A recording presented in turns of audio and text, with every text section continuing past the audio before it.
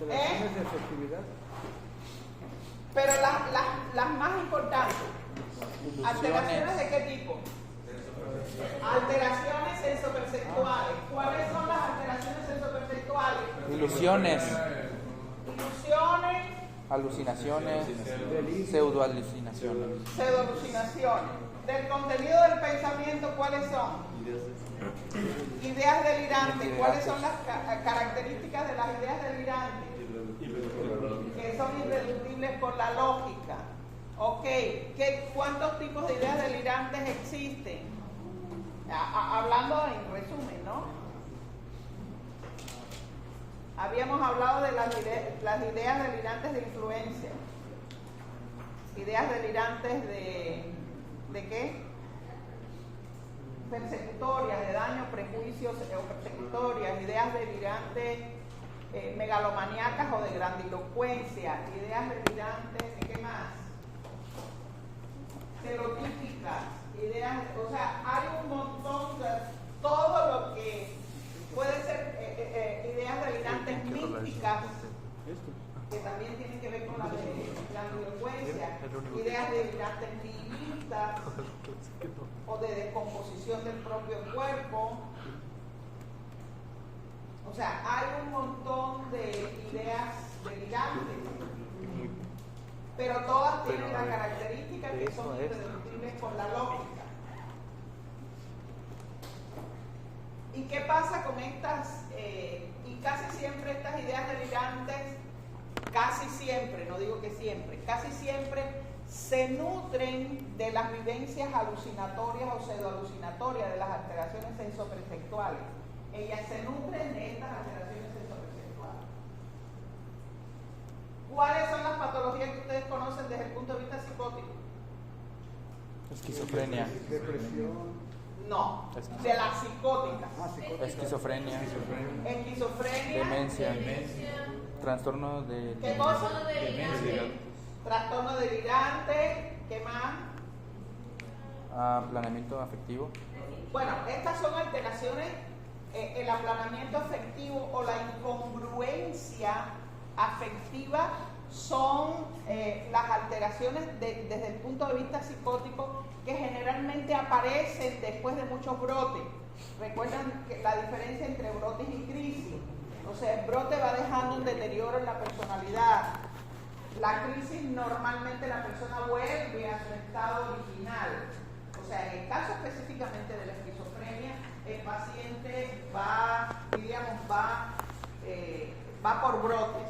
Ok. ¿Cuál es otra de las patologías psicóticas que ustedes conocen? Que realmente el trastorno delirante hay un delirio único, muy bien organizado, a diferencia de la esquizofrenia, no hay deterioro en la personalidad, o sea, y te das cuenta que el paciente está mal solamente cuando toca su idea delirante, ¿me entiendes? No hay cuadros alucinatorios, no hay delirio, o sea, hay delirio, pero que pueden ser celotípicos, pero un solo delirio, muy bien organizado y no hay deterioro. ¿Qué otra patología psicótica ustedes conocen? Ellos hablan y hablan. Es que le estaba preguntando que Charles Manson, ¿qué tenía? Charles Manson. ¿Manson? Ajá. Ok, nada, era un psicópata. Era un desgraciado psicópata. No tenía ninguna, o sea, no había ninguna patología psicótica. Era un desgraciado. O sea, él lo hacía porque sí. Era un desgraciado porque era un trastorno de personalidad narcisista. O sea, él era un trastorno de personalidad narcisista que está dentro del funcionamiento neurótico.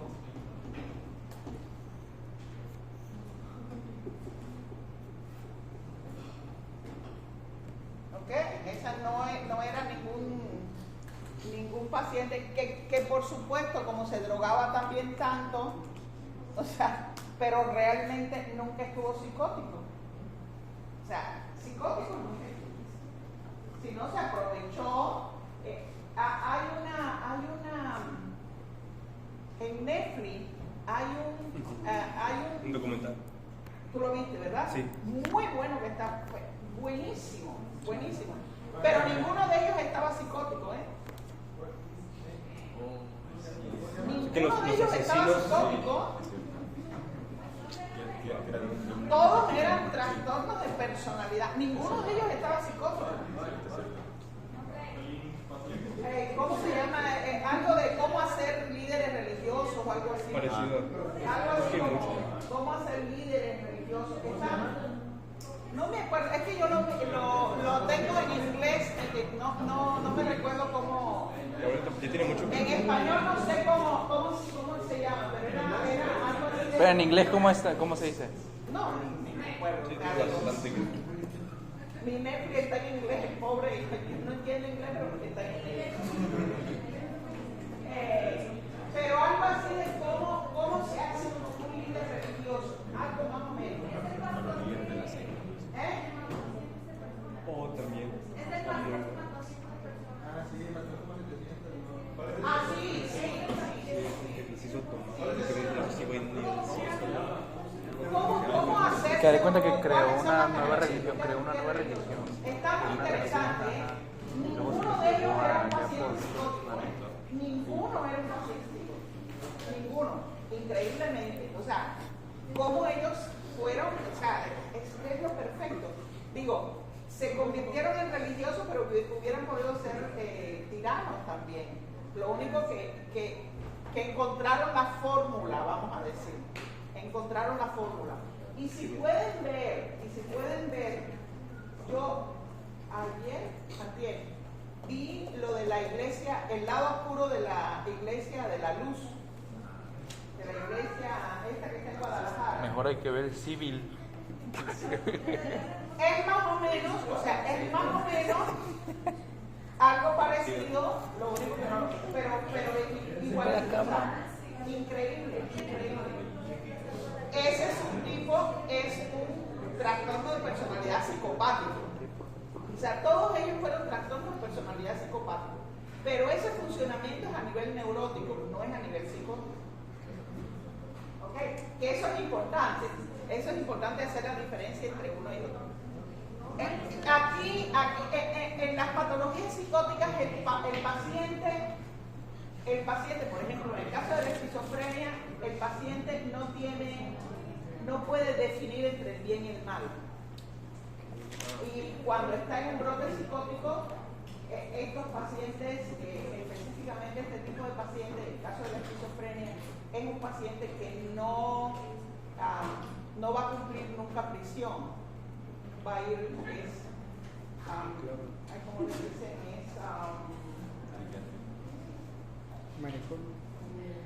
Siempre se va a hospitales psiquiátricos. ¿Okay? O sea, no son, ellos tienen un nombre judicial, ahora me estoy. No son, no lo puedes. Sí, no son, pero es que eso tiene un nombre judicial, ahora no me recuerdo. Sí, no es que tengan inmunidad, se enjuician, pero no pueden discernir entre el bien y el mal. Entonces, sí los mandan a un hospital psiquiátrico, posiblemente de por vida, pero no a una prisión. ¿Ok? No son imputables. Hay patologías que son semi-imputables y otras que no son imputables. Por ejemplo, en el caso de la esquizofrenia, cuando está en un brote psicótico, es inimputable. Es inimputable. ¿Ok? Digo, no me acordaba de la palabra. Ok, más o menos estas son las características de los pacientes psicóticos. Se tienen que saber bien la diferencia entre una ilusión, una alucinación, una pseudoalucinación, que yo se lo expliqué muy bien la otra vez. Ok. ¿Cuáles son las características del paciente neurótico? La alteración específicamente es de la afectividad. O sea, aquí hay alteraciones de la afectividad, pero no es que el paciente esté deprimido, sino la alteración aquí puede ser o una indiferencia, aplanamiento afectivo o incongruencia afectiva. Ayer estaba yo viendo un paciente y yo decía, qué bueno está para haberlo grabado y llevárselo a los muchachos porque es el caso típico de incongruencia afectiva. O sea, además de que tenía todo el cortejo sintomático de una psicosis con alucinaciones auditivas de cuatro personas diferentes,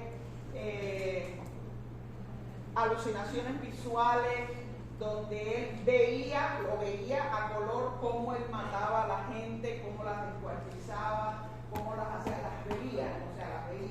De que él estaba en su trabaja en una fábrica y veía cómo los mataba, cómo llegaba con uno y los mataba a todos y veía la sangre y el paciente no había consumido porque yo lo primero que le hago es un antidoping. O sea, el paciente que me venga diciendo esto, lo primero, y generalmente es joven, le hago un antidoping. Pero él diciéndome todo eso, contándomelo así, pero con si ustedes piensan que van a matar a alguien, ¿cómo se sentirían? Con miedo, ¿verdad? O sea, o por lo menos no lo dijeran, o por lo menos se sentirían con miedo, se sentirían ansiosos, se sentirían algo deprimidos, porque cómo yo voy a estar pensando que quiero matar a alguien, aunque a veces uno tiene deseo de matar a alguien, ¿no? ¿Quién de ustedes no han tenido deseo de agarrar a alguien por el cuello y sacarle los ojos y prenderle fuego? Deja que se case. A mi marido yo muchas veces he tenido deseo de sacarle los ojos y prenderle fuego. Ok, pero lo que les quiero decir, en cuanto a la incongruencia afectiva, este paciente me lo decía todo y hasta se sonreía, pero no se sonreía porque él se estuviera burlando o porque se estuviera recreando en el cuadro, porque si no, no hubiera venido, ¿me entiendes? O sea, se sonreía porque había una incongruencia entre lo que él estaba pensando y diciendo y su afectividad. Eso me habla de que este paciente estaba enfermo hace mucho tiempo, porque esta incongruencia solamente aparece después de mucho tiempo el paciente haber tenido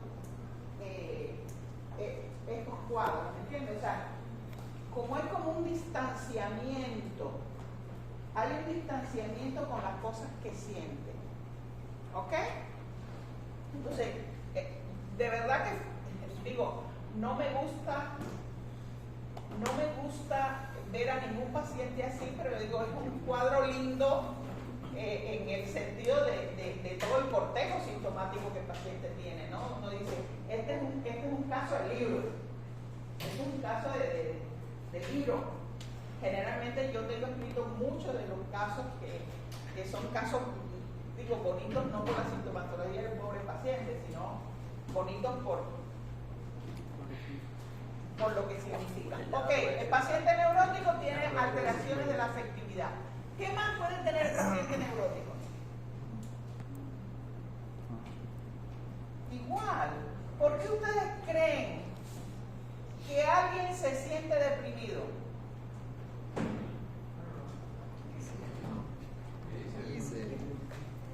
¿Por qué ustedes creen que alguien se siente deprimido? ¿Por qué? Contenido de pensamientos. Exacto. O sea, yo me siento deprimida porque a lo mejor creo que, vamos a decir, voy a pensar. ¿Me permiten? No, digo, nada más.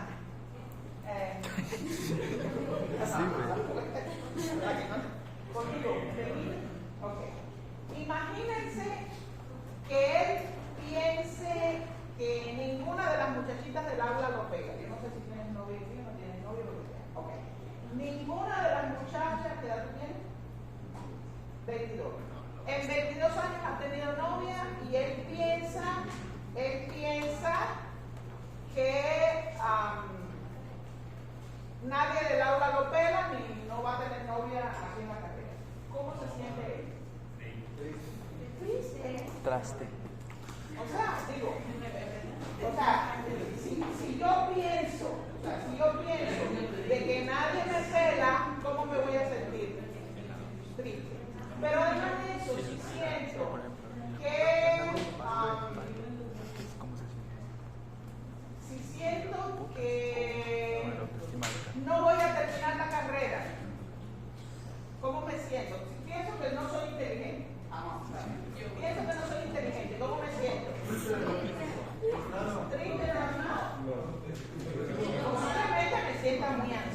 negocio, porque yo pienso, o sea, todo lo que uno piensa, esas ideas predeterminadas que muchas veces uno tiene, si, no sé si tienes novio, también te voy a decir, imagínate que ella se pelea con el novio, o sea, el novio te dejó por otra.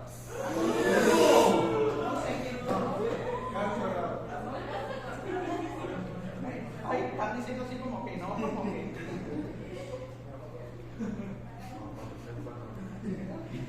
Ok, imagínense que el novio, ella tiene novio y el novio la deja.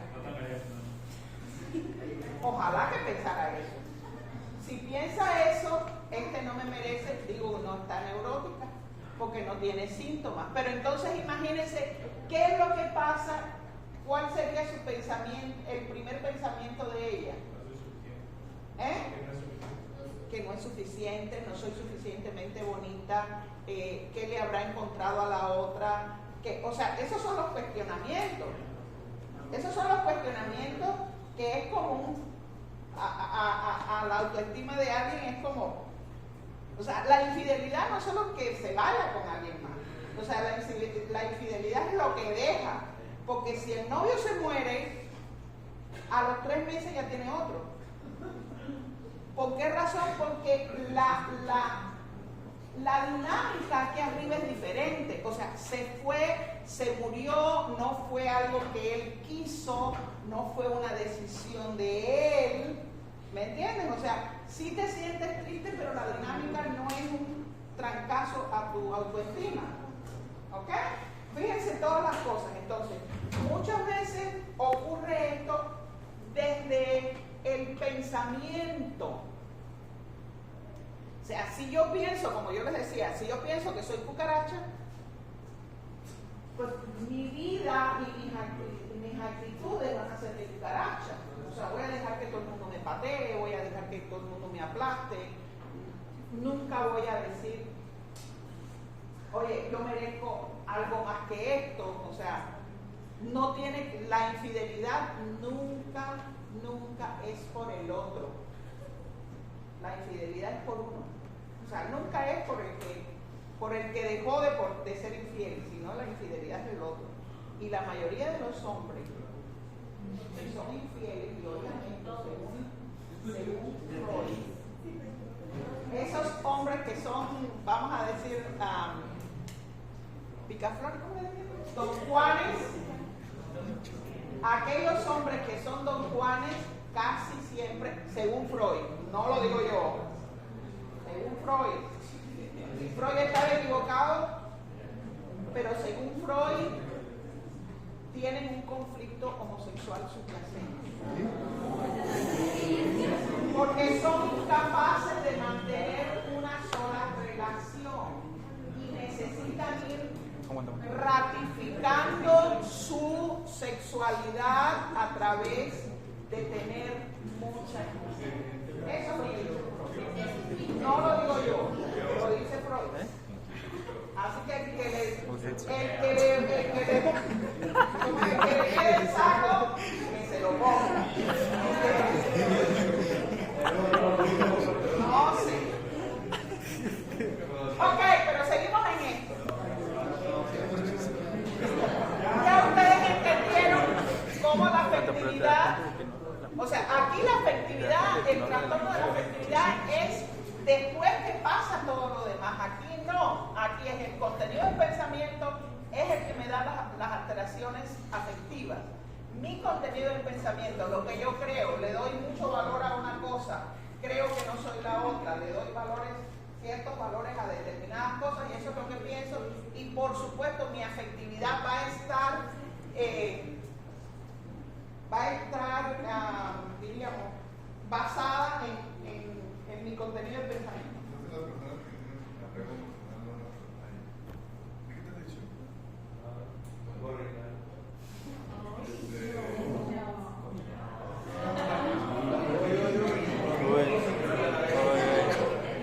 Beso, beso. Sí, ayer me lo besé.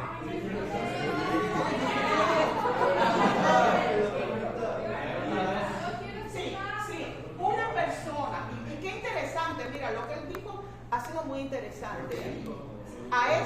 personas que tienen apego emocional. Una cosa es quererse sentir amado por alguien, eso es normal y natural. O sea, una cosa es eso, que eso es la necesidad natural de todo ser humano. Todo ser humano necesita ser querido y amado. O sea, eso no es malo. Ahora, cuando yo hablo de apego emocional, yo hablo de cuando alguien se engancha emocionalmente de otra persona y no puede soltarla, porque si lo suelta hay una sensación de abandono. ¿Ok? Ahí es donde está el patrón. ¿Ok? O sea, si lo suelta tiene una necesidad de abandono. El apego primario uno lo hace con la mamá, que es la que la amamanta, y eso está bien.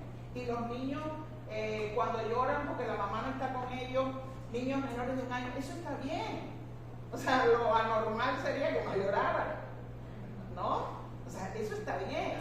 ¿Por qué? Porque hay un apego seguro. Después vienen los apegos con las otras figuras significativas. Las otras figuras significativas en cuanto a los afectos. El sentirse amado y el sentirse querido es algo natural y normal. Ahora, cuando yo digo, y ahí es donde está, no puedo vivir sin esa persona, ahí es lo patológico. ¿Ok? Ahí es donde está lo patológico. Yo no puedo vivir sin esa persona, ahí es lo patológico. Es de una manera patológica. ¿Ok? Ahí es donde está la patología, ¿me entiendes? O sea, cuando yo tengo una dependencia, mi vida depende emocionalmente y afectivamente y en todos los aspectos de esa persona. De cómo esa persona me trata, me mira, me dice, me hace, me dice. Ahí es donde está la patología. El querer se sentir amado, claro que sí. Eso es lo normal. Lo anormal es eso. Dime. ¿No se puede hacer esto?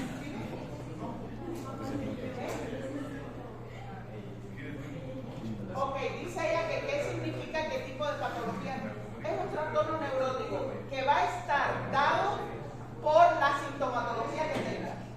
Por ejemplo, los más comunes son los trastornos depresivos recurrentes o depresivos de cualquier tipo. Generalmente, el paciente que tiene cuadros depresivos, que pueden ser trastornos depresivos de cualquier tipo o reacciones depresivas, aquí hay una diferencia. La reacción depresiva es a partir de un evento determinado que detona un cuadro depresivo. Me siento triste, no tengo deseo de hacer las cosas, estoy desesperanzado, me parece que la vida se va a acabar, y puede ser desde una depresión muy ligera hasta una depresión muy profunda, donde se hagan intentos suicidas o hayan suicidios. O sea, aquí está lo reactivo.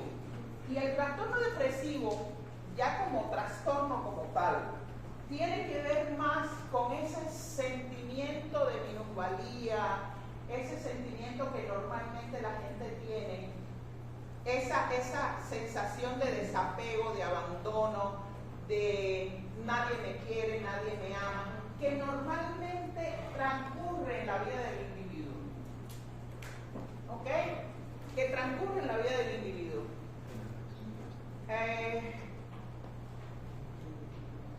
Que normalmente lo vemos patológico cuando pasa de 6 meses. O sea, el paciente que a veces está bien, a veces está mal, a veces... Normalmente la gente depresiva se la pasa viendo hacia el pasado.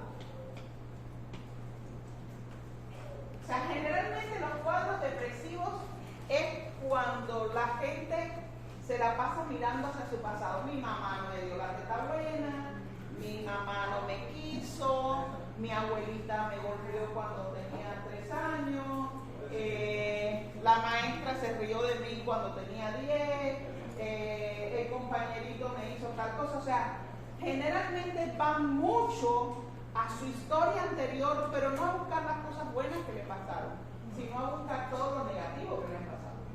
Y un poco, un poco que se regodean en sacar lo negativo. no es que lo hagan de manera consciente, ¿ok? Pero un poco que se regodean en sacar lo negativo, como digo yo, en acuchillarse todos los días, ¿no? Esa gente no cierra el pasado. Yo me recuerdo una paciente que tenía como 50 y tantos años, se había divorciado 2 veces, no sé qué, pero le echaba todavía la culpa a la mamá, ya se había muerto hace como 15, y todavía le echaba la culpa a la mamá de toda su desgracia.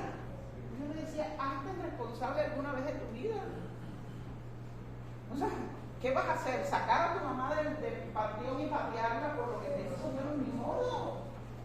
O sea, empieza a tomar responsabilidad. Sí es cierto, y les voy a decir algo, que aquí tiene que ver mucho con los conflictos en la primera infancia, cómo uno se ha sentido querido o no, contenido dentro de la familia. O sea, eso es importante. Cuando tú te has sentido contenido y querido dentro de la familia, te hace más fuerte para enfrentar cualquier cosa que venga. O sea, tú sabes que todo va a ser transitorio. Y de verdad que lo único que es definitivo es la muerte. Todo lo demás es tránsito. Hoy lo que ustedes piensan que es el fin del mundo, cuando lleguen la edad mía, hacen así, miren para atrás y nada más que se ríen. Nada más que se ríen, porque eso es lo único que se acuerdan, ¿eh? Nada más que se ríen, ¿ok? Entonces, yo creo que ahora, también dentro de toda esta gama neurótica tenemos síntomas, y yo creo que ese es el peor de, bueno, no hay peores, sino los síntomas, todo el cortejo de personas que tengan síntomas de la ansiedad, como el trastorno de ansiedad generalizada, los ataques de pánico, la fobia, los trastornos fóbicos, los trastornos obsesivos compulsivos.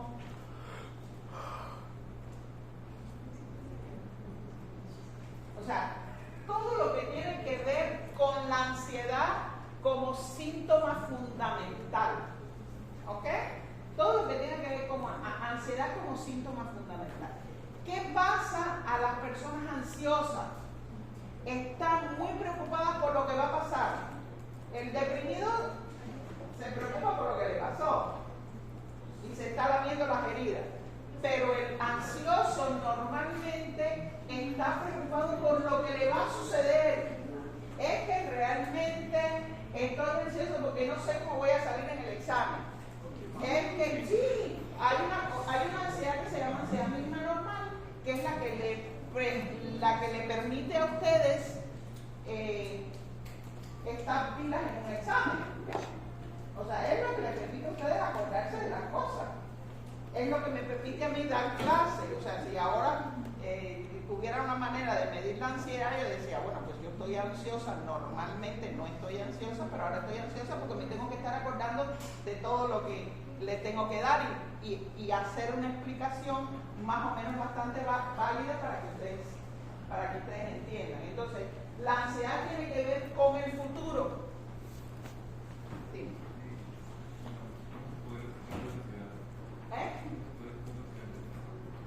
¿Cómo se puede quitar la ansiedad? Primero, buscando qué me crea ansiedad. O sea, qué pensamiento me detona la ansiedad. Y normalmente, igual que la depresión, o sea, ¿cuál es el pensamiento que me detona? Si ustedes se recuerdan, en la escuela cognitiva, ¿cuál era una de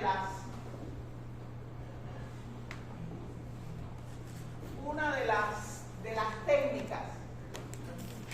De las técnicas que se usaban.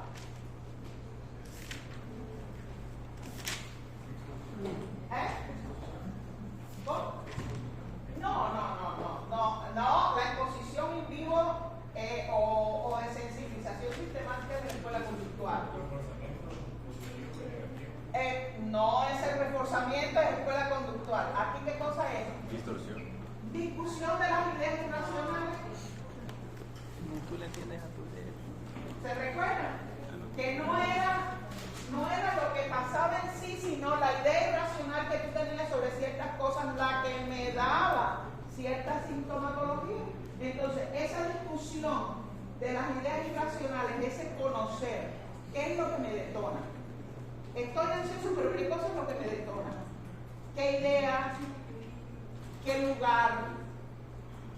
Y relacionando casi siempre con algo que me pasó. Recuérdense que la amígdala, bueno, el viernes vamos a dar de neurofisiología de la afectividad, un poco de las emociones para que se den cuenta. O sea, la amígdala se pone así hinchadita porque siente que hay una agresión. Ahora, si mi hipocampo le dice, es que normalmente cuando me pongo los zapatos negros, las cosas me salen mal, ya no te quieres poner ni siquiera los zapatos negros. ¿Por qué? Porque y posiblemente si te pones los zapatos negros las cosas te vayan mal, porque ya hay una predisposición, o sea, tu amígdala te está diciendo, todo te va a salir una reverenda basura. ¿Entiendes? O sea, cómo realmente la relación que hay entre amígdala y hipocampo. Recuérdense que el hipocampo es un recuerdo, amígdala es emoción del momento. Entonces, muchas veces las personas están preocupadas por el futuro y se preocupan demasiado. Una cosa es ocuparse y otra cosa es preocuparse. Si tú vas a un examen, debes ocuparte, estudiar bien para el examen. Y otra cosa es preocuparte y no hacer nada absolutamente para el examen. Es que estoy preocupado por el examen, pero no estudié. Soy yo. Te vas a seguir preocupando infinitamente por muchas cosas, pero no haces absolutamente nada. O sea, esa es, en el caso específico. Claro que hay muchos, por ejemplo, en el caso del ataque de pánico, es el grado máximo. Diríamos, no sé si alguien aquí ha tenido un ataque de pánico, pero de la neta, o sea, de esos que son todos son muy sanos entonces. Todos son muy sanos. O sea, un ataque de pánico es una sensación de muerte inminente. Una sensación que te da con taquicardia y con todo el complejo sintomático de la ansiedad, sudoración, taquicardia, sensación de muerte o sensación de que vas a perder el control o te vas a volver loco. O sea, porque muchas veces no es que te vas a morir en ese momento, sino la sensación de que tú no puedes controlar lo que está a tu alrededor y tienes miedo que la canica se te bote, como dice la gente, o sea, que se te bote la canica. Dime. No era el caso tuyo. Ok, entonces ese, por ejemplo, ese es uno de los casos más graves de las pocas urgencias psiquiátricas que existen como tal, es un ataque de pánico. ¿Okay? Nunca demeriten a alguien que llegue a su consultorio diciendo, tengo la sensación de que me voy a morir, y que venga con todo, con falta de aire, taquicardia, nunca demeriten, porque esa es la cosa más terrible que hay.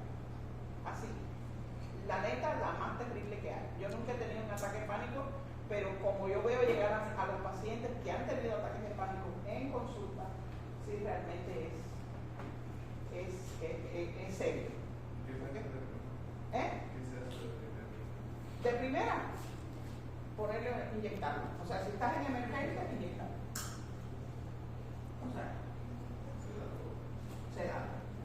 O sea, sedarlo. Ahí sí está bien ponerle una benzodiazepina, un diazepam, ponerle una benzodiazepina para sedarlo, porque si el paciente tiene... ¿Qué cosa es lo que ocurre? Que muchas veces ese mismo miedo que ya le pasó una vez, en vez de ser un ataque, se convierte en un trastorno de pánico. O sea, el paciente cada rato, cuando está ante una situación quizás un poquito ansiosa, ya supo lo que era eso y el paciente se empieza, ¿y si me da? ¿Y si me da? ¿Y si me da? ¿Qué voy a hacer? ¿Y si me da en la calle? ¿Qué voy a hacer? Y sí, o sea, ahí sí, técnicas conductuales. ¿Ok? O sea, ¿eh? Es como lo que le pasaba a varias personas con el COVID, de que si salgo me va a dar, de que si voy a estar nada. Sí, o sea, y mucha gente se quedó con esa sensación. O sea, y mucha gente incluso después del COVID, aun cuando no dejó ninguna secuela física, tenían la sensación de que se estaban ahogando de nuevo. Eso es un ataque de pánico. O sea, es un ataque de pánico, es muy severo, es de las cosas más severas que yo veo en psiquiatría y que muchas veces los médicos, como no tienen ese entrenamiento, te dicen, ay, este ya está inventando. No, nunca tengan un ataque de pánico, porque realmente es muy desagradable. Los pacientes me lo cuentan y es muy desagradable. O sea, yo lo veo en el sufrimiento implícito que tiene el paciente. Hay un sufrimiento, porque el trastorno de ansiedad generalizada es una ansiedad que puede hacer pico, pero es lo que normalmente el paciente dice, es que yo siempre estoy nervioso, es que yo siempre estoy ansioso. La ansiedad puede subir, pero generalmente es una ansiedad que le permite vivir, vamos a decir. Claro que va a tener siempre su corte en todo esto, ¿no? Pero más o menos le permite vivir. Y hablando de los trastornos de personalidad, esto más o menos les estoy hablando a grandes rasgos. O sea, a grandes rasgos, no sé si se me queda algo ahí. Hablando de los trastornos de personalidad, estos trastornos de personalidad, la diferencia, aunque son de funcionamiento neurótico, no es porque el paciente sufra. Aquí no hay sufrimiento. Generalmente el paciente neurótico sí sufre. Aquí no hay sufrimiento. Lo que se ve en los trastornos de personalidad es conducta.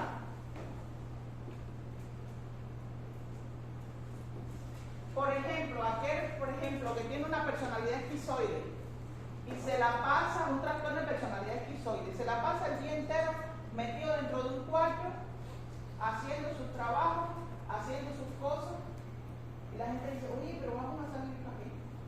Y tú insistes, ellos se sienten muy bien. Allá tú, ellos se sienten muy bien, no tienen ninguna necesidad. O el trastorno de personalidad narcisista, por ejemplo. Yo soy por encima de todas las cosas, el más inteligente, el más bonito, la más hermosa, soy el centro de la fiesta, no me importa. El resto de la gente vino a este mundo a servirme a mí. Sí, digo, ahí está el narcisista, está el histriónico, o sea, hay otros tipos. O sea, ese paciente normalmente nunca va a consulta porque no hay un sufrimiento implícito. O sea, él no sufre, los demás sufren de tenerlo al lado de él. Pero ellos no hay un sufrimiento implícito. Solamente van a consulta, por ejemplo, o los trastornos de personalidad psicopáticos, o sea, los delincuentes. ¿Cuándo ustedes han visto a un delincuente decir, no, yo quiero dejar de robar? ¿Cuánto está en la cárcel? Sí, ahí sí yo, no estoy diciendo que todo el mundo que entra a prisión sea malo, hay gente que entra a prisión porque cometió un delito, la mayoría. Pero yo me recuerdo que en Cuba hubo una época que la iglesia quiso entrar a las prisiones y todo el mundo era, y sí tenemos, yo dije, yo no, ¿cómo es posible? Yo dije, yo no voy a entrar a ninguna prisión, y menos a ninguna prisión de hombres. Discúlpenme, no voy a ir. Un poco que fui muy cuestionada muchas veces por esto que les voy a decir. Cuando salgan y me demuestren afuera lo contrario, entonces les creo. Mientras tanto, no les creo. Porque se bautizaron con montones en la prisión. Porque imagínate, el sábado le llevaban comida, el viernes le compraban las cosas, le compraban la ropa, le compraban. Yo soy incrédula. Me recuerdo uno que llegó a vamos a darle ropa, vamos a darle zapatos, vamos a no sé qué cosa, vamos a porque el hermanito nuevo y yo. Mi esposo y yo un poco para adelante de eso porque ese fue mi trabajo por mucho tiempo. Hacer psiquiatría forense, entonces. Un hermano se lo llevó para la casa porque no tenía dónde vivir. Un día amaneció. No. La casa vacía. La casa vacía. Hasta el refrigerador se llevó.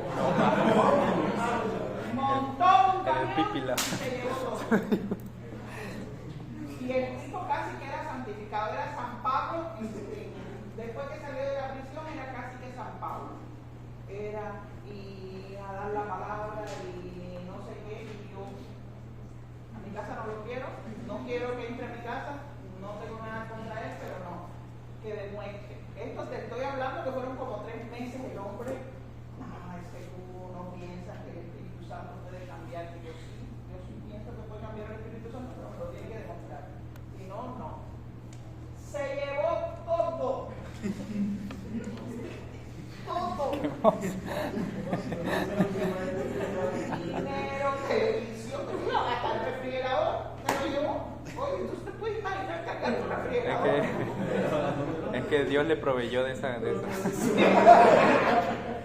proveyó de esa situación. Exacto. Entonces dijo nombres y cosas que no eran de él. Se desapareció. Se desapareció. Creo que después como de 5 años alguien se lo encontró también haciendo otra fechoría en una iglesia por allá por el oriente del país. En otra casa. ¿Entienden? O sea, entonces, digo, yo sí creo que Dios puede cambiar los corazones de la gente. Yo sí lo creo. De un trastorno de personalidad. No sé. ¿Eso en qué consiste? ¿Eh? ¿En qué consiste eso, el trastorno de personalidad? Ok, es una estructura de personalidad que se forma en la más temprana infancia. Todos tenemos características de todos los tipos de personalidad, pero de esta es muy significativa, ¿me entiendes? Si eres un trastorno de personalidad antisocial, por ejemplo, desde chiquitico quemabas a los gatos, machucabas la cabeza a los perros, o sea, ¿entiendes? O sea, hacías cosas, pequeños robos de estos, te peleabas con la gente, o sea, hacías todas estas cosas como parte de si eres un trastorno de personalidad narcisista o negativista, los demás tienen la culpa, ustedes no sirven, yo sí, los demás, o sea, diría, esa estructura de personalidad que no cambia y que muchas veces como que se puede, aquellos que son más inteligentes, ¿ok? Digo, los trastornos de personalidad que son más inteligentes pueden como hacerse camaleones, ¿no? O sea, pueden vestirse de un santo, por ejemplo, muchos en la iglesia se visten con un manto de pureza y son la gente más pura, más santa, más blanca y señorita, y cuando le dan chance arrasan con lo que sea, ¿me entiendes? O sea, digo, ¿Y cuál es como el factor que puede hacer que cambien de una personalidad a otra? no cambian de personalidad, son los mismos, la misma estructura. Lo que pasa es que si tú, por ejemplo, te voy a agarrar de no te conozco. Edson. Bueno, ok, vamos a imagínate que él sea un trastorno de personalidad antisocial, que le guste consumir droga, que le guste, no sé, ¿qué más? Que le guste andar por ahí de rampa con mujeres, que le... Digo, no es que por eso sea un trastorno de personalidad, pero vamos a ponerte, ¿qué más? Que te guste robar. No, eso no.